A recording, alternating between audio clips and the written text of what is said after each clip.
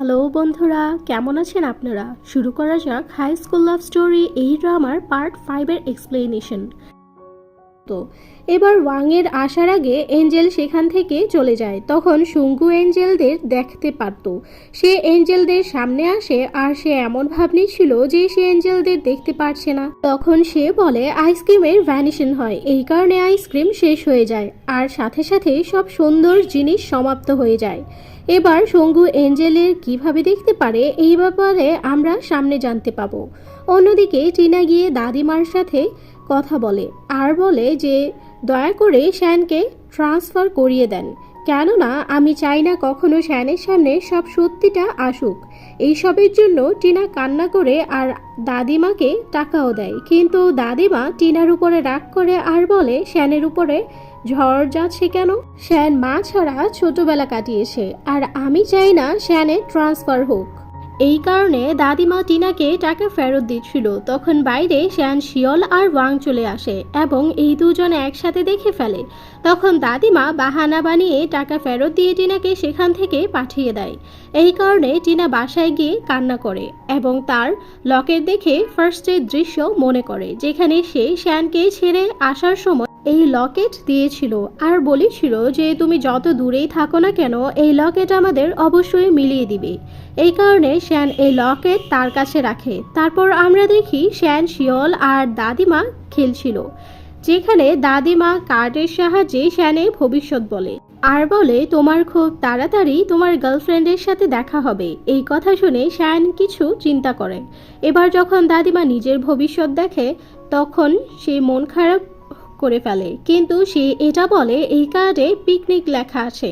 কিন্তু আসলে দাদিমার শরীরের অবস্থা ভালো ছিল না, সে কিছু সময়ের মধ্যে মারা যেতে পারে, কিন্তু সে এই বিষয়ে বাসায় কাউকে বলে না। পরের দিন শ্যান, শিয়ল, ওয়াং আর জিন সবাই একসাথে সাইকেল চালাতে যায়।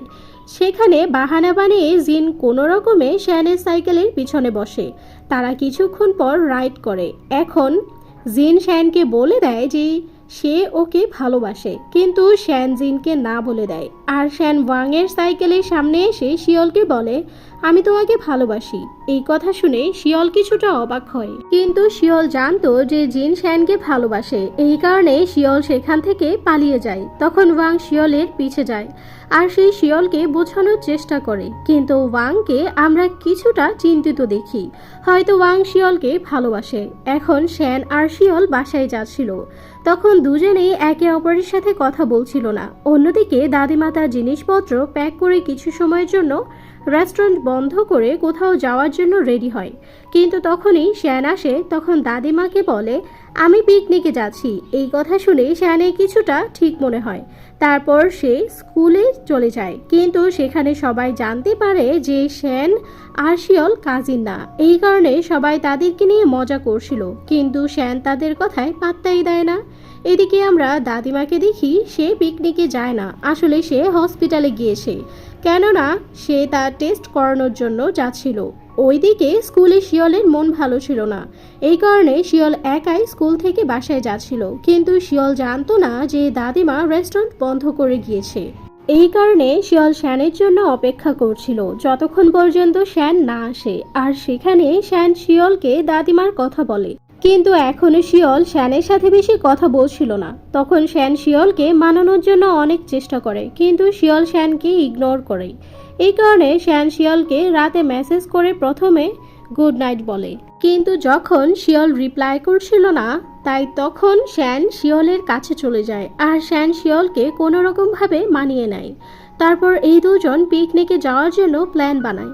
সেখানে যাওয়ার পর এই দুজন অনেক বেশি এনজয় করে। অন্যদিকে দাদিমাকে ডাক্তার বলে যে আপনাকে তাড়াতাড়ি হাসপাতালে ভর্তি হতে হবে, তা না হলে আপনি বাঁচতে পারবেন না। এই কথা শুনে দাদিমা কান্না করতে শুরু করে, কিন্তু তখনই তার কাছে শ্যানের কল আসে। সেখানে দাদিমা শ্যানকে বলে যে তুমি আমাকে বারবার কল করে বিরক্ত করো না। এই কথায় শ্যান রাজি হয়ে যায় আর এখন দাদিমা কল কেটে দিয়ে কান্না করে। এখন শ্যানও চাচ্ছিল শিয়লও তাকে ভালোবাসুক।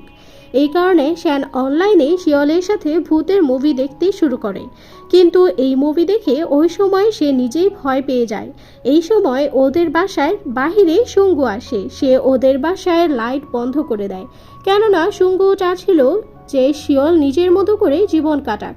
তখন এঞ্জেল শুঙ্গুকে লাইট বন্ধ করতে দেখে ফেলে, তাই ও বারবার শুঙ্গুর সামনে যেতে থাকে। এই কারণে শুঙ্গু পালাতে থাকে আর শুঙ্গু কোনো রকম করে গোঙের কাছে দৌড়ে যায় আর তাকে মজা করে বলে কিছু লোকদের নিজেদের মতো সারতে হয়। পরের দিন আমরা দেখি যে ক্লাসের পর শিওলকে পরিষ্কার করার কাজ দেয়।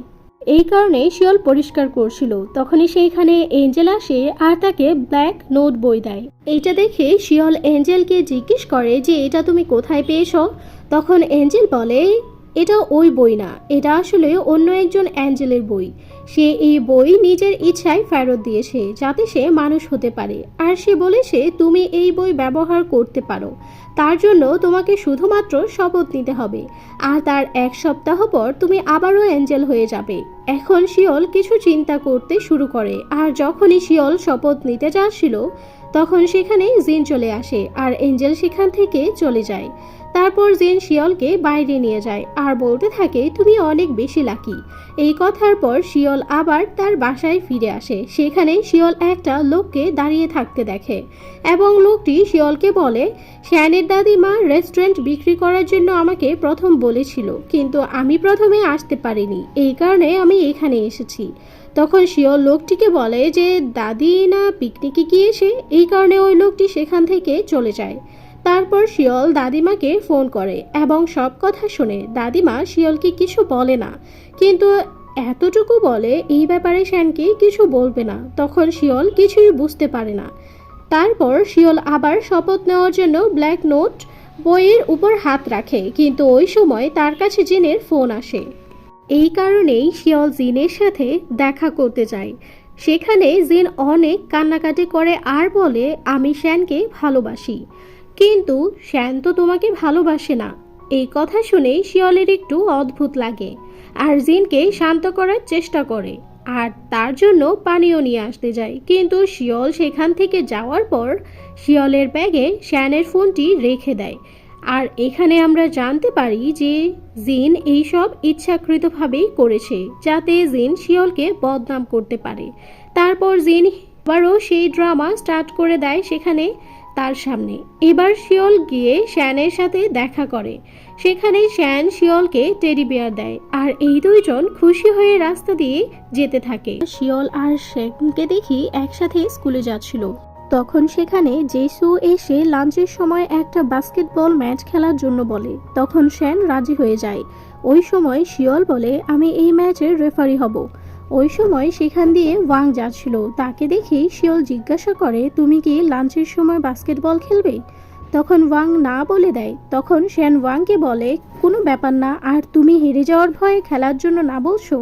এখন শ্যান এই রকম কথা বলার পর ওয়াং বাস্কেটবল ম্যাচ খেলার জন্য রাজি হয়ে যায় আর সে লাঞ্চের সময় দেখা করার জন্যও বলে। পরের দৃশ্যে আমরা দেখি জিন আর তার বন্ধু স্যামের সাথে দেখা করতে যায়। সেখানে স্যামকে শিওলের বিপক্ষে কিছু করতে বলে, কিন্তু স্যাম না বলে দেয়, কিন্তু ওরা স্যামকে কোনো রকমভাবে রাজি করিয়ে নেয়। তারপর আমরা দেখি যে জিন তার লকারে নিজের ফোন খুঁজছিল, কিন্তু জিন সেখানে তার ফোনটি খুঁজে পায় না। সেখানে জিনের বন্ধু বলে কালকে তুমি শিওলের সাথে দেখা করেছিলে। তখন জিন বলে যে হ্যাঁ, তখন থেকে আমার ফোন খুঁজে পাচ্ছি না। এই কারণে জিন শিওলকে জিজ্ঞাসা করে তুমি কি আমার ফোন দেখেছো। তখন শিওল না বলে দেয়। সামনে আমরা দেখি যে স্যাম ও তার বন্ধুরা চেনসুকে বিরক্ত করছিল। সেখানে তার ফোন নিয়ে তাকে শিওলের ব্যাগে রাখতে বলে, আর স্যাম চেনসুকে এটাও বলে যে এই কাজ করার সময় কেউ যাতে না দেখে, তাহলে তাকে অনেক মার খেতে হবে। বাধ্য হয়ে চেনসুর এই কাজটি করতে হয়। যখন চেনসু এইসব করছিল তখন ওই সময় লাঞ্চের টাইম ছিল, তাই ক্লাসরুমে কেউই ছিল না। এই কারণে সফল হয়। এখন লাঞ্চ টাইমের পর যখন ক্লাসে পিটি শিক্ষক আসে তখন সেখানে চেনসু বলে তার মোবাইল কোথাও গুম হয়ে গেছে, সেই কারণে পিটি শিক্ষক সবাইকে নিজেদের ব্যাগ চেক করতে বলে। যখন শিওল নিজের ব্যাগ চেক করে তখন তার ব্যাগ থেকে চেনসুর মোবাইল পায়। এটা দেখে শিওল খুব অবাক হয়ে যায় আর শিওল ওই মোবাইল পিটি শিক্ষককে দিয়ে দেয়। এবার চেনসুর মোবাইল পাওয়ার পর জিন বলে সেও তার মোবাইল পাচ্ছে না। তখন পিটি শিক্ষক শিওলের ব্যাগ খালি করতে বলে। যখনই শিওল তার পাশ বের করে আর এখানেই হাই স্কুল লাভ স্টোরি এই ড্রামার পার্ট 5 শেষ হয়ে যায়। পরবর্তী পার্ট দেখতে আমাদের সাথেই থাকবেন। ধন্যবাদ।